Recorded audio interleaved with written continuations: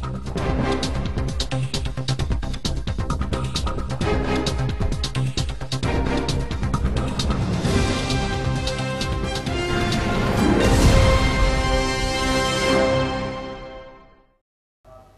evening, ladies and gentlemen. We invite you to watch the English news on the central television channel of Burma Province. According to the survey result of Forecast and Statistics Department under State Bank recently announced, in the first 6 months of 2024, credit institutions have met the overall lending demand of customers at a higher rate compared to the same period last year. The percentage of credit institutions that are set meeting the lending demands at a high level from 75% of capital needs or more of the group of 14 key commercial banks in the last survey period continue to be 100%. To create conditions for businesses and people to access credit capital in the first 6 months of the year, credit institutions tend to remain unchanged or slightly loosen credit standards.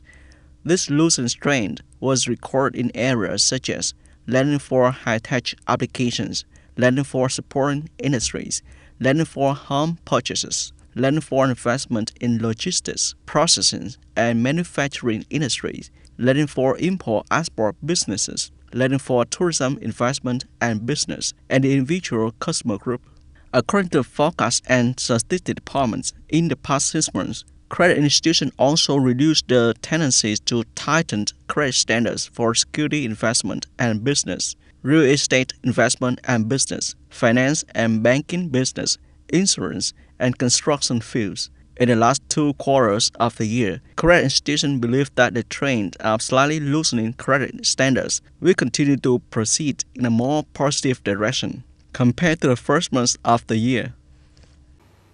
According to State Bank of Vietnam, Dom branch, the total mobilization of deposits by credit institutions in the province is estimated to exceed 322 trillion dong, an increase of nearly 1.5% compared to the beginning of this year. Saving deposits are estimated to reach over 236 trillion dong, a slight increase of about 0.7% compared to the beginning of this year. Payment deposits are estimated at approximately 86 trillion dong, an increase of more than 3.6% compared to the beginning of 2024. In the first half of 2024, the capital mobilization activities in the area experienced slight growth. This growth is based on expectations regarding the export situation, which shows the signs of recovery, increasing orders, and positive results in attracting both domestic and foreign investment in the province in the early months of this year.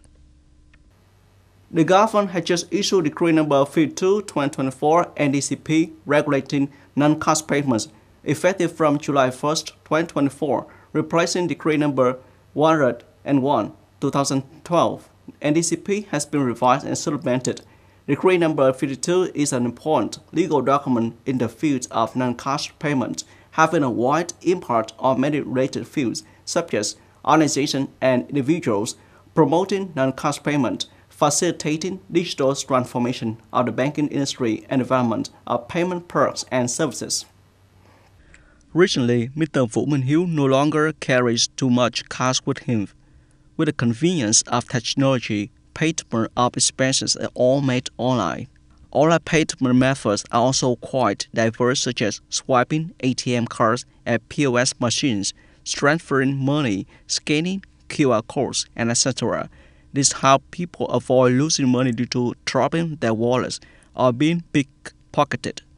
Decree number 52/2024 on cashless payment (CLP) is an important document that provides a solid legal framework for CLP activities, with specific, detailed regulation and security measures for developing and offering new convenient payment products and services. Currently, in response to increasing customer demand, most retail points accept online payments and are equipped with many devices to enhance the effectiveness of this payment method.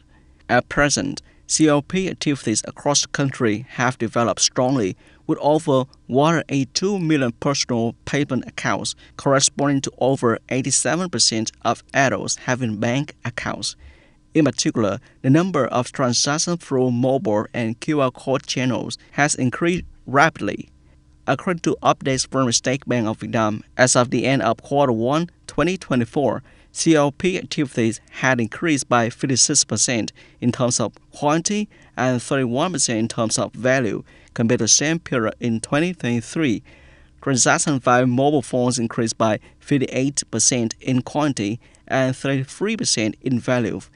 In Decree 52, the government has regulated electronic money and its form used in COP activities, including e-wallets and repaid cards. The responsibilities of companies providing e-wallet and repaid card services, as well as organizations offering intermediary payment services, international payment methods, and the provision of services from abroad into Vietnam. To ensure safety in online transactions, the State Bank has also recently issued Decision 2345, mandating biometric identification for transactions over $10 million per transaction or $20 million per day.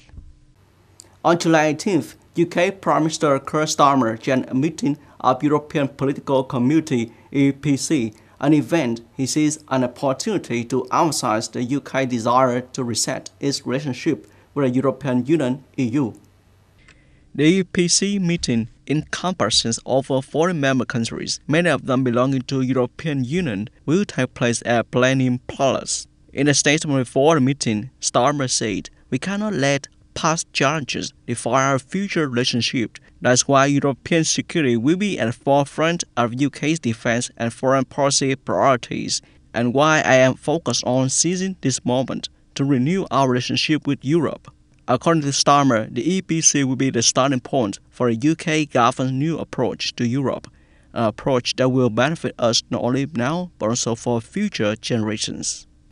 Regarding U.S. generation, Chinese Foreign Ministry spokesman Lin Qian announced on July 18th that Beijing has suspended consultation with Washington on arms control and nuclear non-proliferation, citing U.S. arms sales to Taiwan as the reason. Speaking at a press conference, Lin Qian stated, "The U.S. continues to sell weapons to Taiwan, ignoring China's strong objections and taking actions that seriously violate China's fundamental interests, thereby destroying bilateral political trust." The spokesperson also announced that China has decided to suspend a new round of consultation with the U.S. on arms control and nuclear non-proliferation. Lim affirmed the responsibility for the current situation lies with the U.S. You just watched the English news on Essential Television channel of North Province. Goodbye and see you again.